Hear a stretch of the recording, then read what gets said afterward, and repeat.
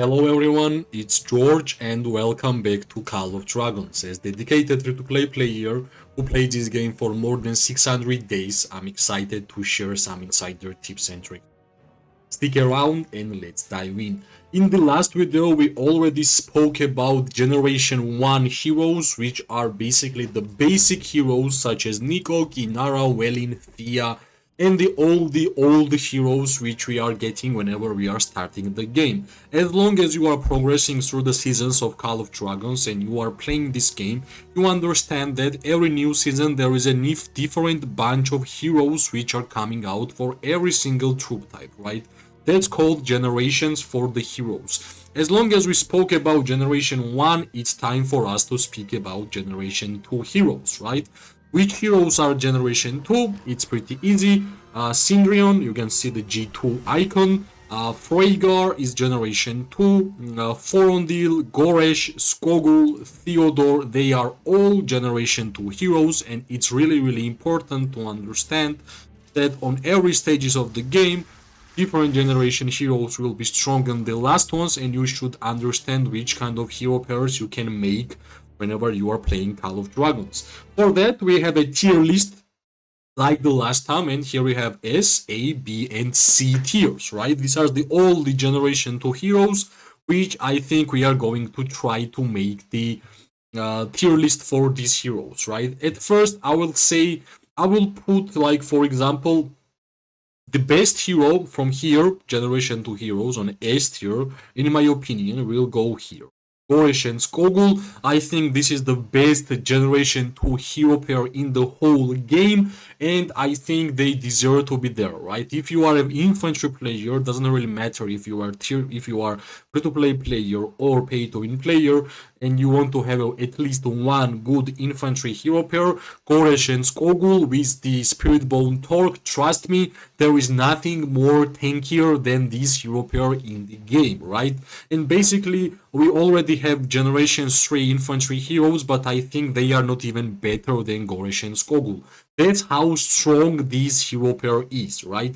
Of course, we can put one more hero pair, one more hero especially in this category, which is Syndrion, right? Syndrion, in my opinion, is the best damage dealer hero in the Generation 2 heroes. That's my honest opinion. If you are in a Generation 2 season and you are marksman player, I'm pretty sure you would love to have Syndrion as your pair, right? Unfortunately, you can get Syndrion only from the Wheel of Destiny and Strongest Lord, which makes free-to-play players really awkward to get him, but as soon as you are going to get him, you can pair it with the Freygar, and I think Syndrion and Freygar is the best damage dealer hero pair in the Generation 2 heroes, right? I think this should be enough. Like S tier should be Goresh, Skogul, and Syndrion. In this priority, I think Goresh is number 1, Skogul is number 2, and Syndrion is number 3. Now it's time for us to speak about A tier, and I think I'm going to put in A tier Freygar. Of course, one of the most perfect hero pairs, especially during the Generation 2 heroes. Syndrion and Freygar, you won't gonna find another hero pair at this time which is going to deal more damage than this hero pair, right? Normal attack crit rate style, which is always great, with this Nightrock, with the Gold Crest. This is the build which is going to give you a lot of merits during the gameplay of Generation 2, right? So here we have a couple of choices left, right? We have Theodore, we have Forondil. In my opinion, another A-tier hero here is Forondil. I would not really put Forondil as the same tier as Goresh and Skogul or Syndrion, but in my opinion, if you are cavalry player, Syndrion is one of the must heroes you want to have, right? Of course, cavalry players have different playstyle. They are basically running 4 or 5 legions synced with the speed in order to have 5 legions moving around the battlefield in the same speed. So every single hero in the cavalry section should be utilized, right? That's my general opinion, and that's why I think Thorondil truly deserves to be like an A tier, not stronger than Freygar, because I think Syndrion and Freygar is the great hero pair together, but I think next one should be Forondil, right? Forondil with Craig, Forondil with Thea. Like almost every single cavalry hero can be matched with Forondil, which is pretty epic, right? It will be quite a big surprise if I will say that I'm gonna put the next hero here, Tohar, right? Well, whenever Generation 2 heroes came out, everybody was expecting that mages would be the best one, but here is my surprise, my honest opinion. I think in Generation 2 heroes, mages are one of the most weakest heroes which we have here, right? That's why Tohar, why we are putting Tohar as an A tier, but the last one, simply because Tohar is a garrison mage hero, and finally we got our garrison mage hero in a Tohar, right? Every single troop type needs to have at least one good legendary garrison hero, because whenever you are defending your town, like for example, if you are mage player, you need to have mage hero in your garrison in order for your town to use your mage troops for your defense, right? So that's the only reason why I'm putting Tohar here, because he's garrison, and garrison heroes are really, really important in Call of Dragons, right? The next one, which might be really, really surprising for a lot of players, I'm going to put Theodore, right? At first, like, I think whenever Theodore came out, Theodore had one of the most lowest amount of usage in the game, but as long as the people started playing it more and more, they understood that 30% HP bruise, which is reducing the enemy HP as soon as you start the fight, and plus Awakening skill of the Theodore is epic, right? 25% normal attack damage reduction, especially for cavalry players, is super good. Why we have Theodore in B tier and not in A tier, for example? Because in my opinion, in order to utilize the full capacity of the Theodore, you have to have Theodore awakened, which is not that easy, which always struggles for free-to-play players, and even especially for some pay-to-win players, because awakening legendary hero is really, really costly, right? That's the only reason why I think Theodore should be B tier. We are just comparing every single hero and hero pair here which we are having, and I think Theodore was having a most weird space whenever G2 heroes came out, right?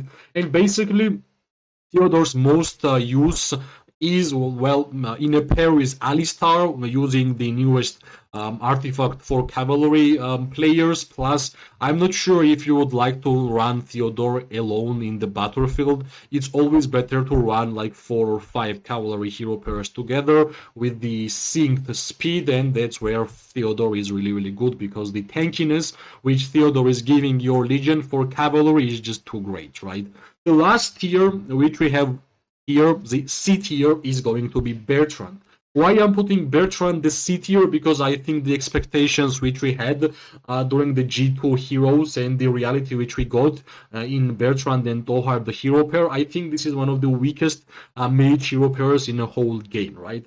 First of all, while it's a single target damage dealer, and I think for mages, being as a single target damage dealer is not that good, right? I think mages are amazing whenever they are applying debuffs or buffs to your enemy and to yourself, and mages are great whenever they are dealing damage to multiple targets, right? We have great examples. For example, we have Lilia, which is the best mage. We have Waldir, we have Welin. Every single one of them, which I just spoke, they have skills which is dealing damage to multiple targets.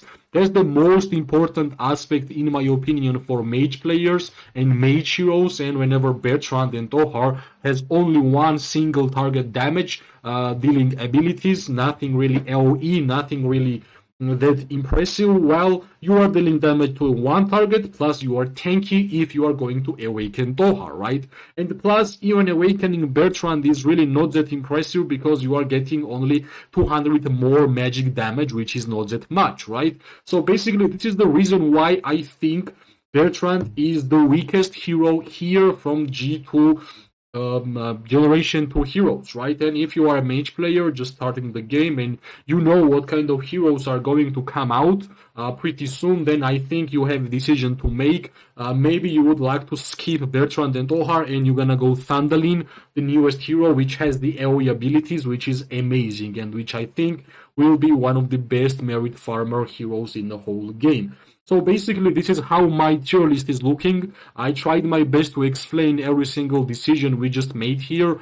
and I hope my explanations was understandable, right? I always make those tier lists by my own gameplay and by my own observation about the battlefield and about the wars and about in general the player's opinion, right? Of course, different players will have different ideas about the tier list, but I think here I covered almost, not almost, every single hero which is standing on S, why Goresh is S, why Skogul is S, why Syndron is S, and same for every single hero, right? If you are mage lover and you love to play with mages, of course you might get angry because I put Bertrand on a C tier, but if you will look at the game from a bigger perspective, from the big lens, you will understand that even Lilia, Velen, and Walder is really better than Bertrand, right? Tohar, okay, Tohar is Garrison, but Bertrand, I'm sorry, single target damage dealers are not that impressive in my opinion for mages, right? So basically, this is like Generation 2 tier list, which is made by me. We already made Generation 1, and of course, we are going to do Generation 3 because I have got asked a lot of questions regarding old heroes, and I'm trying my best to explain every single hero and how they are being used, even at the beginning and even after a couple of months of gameplay. I hope you liked the video. If you did, press like, subscribe, share. It always gives me more and more motivation to make more content for this game. I wish everybody amazing day, morning, and night. This will be the last video in 2025. I wish every single one of you with your families and with your loved ones amazing 2025. At first, I would wish you guys the health and all the ideas which you have in your life to be successful, right? I wish you amazing New Year's Eve. Congratulate your families and your friends from me, and I wish everybody amazing 25. Happy New Year and bye bye.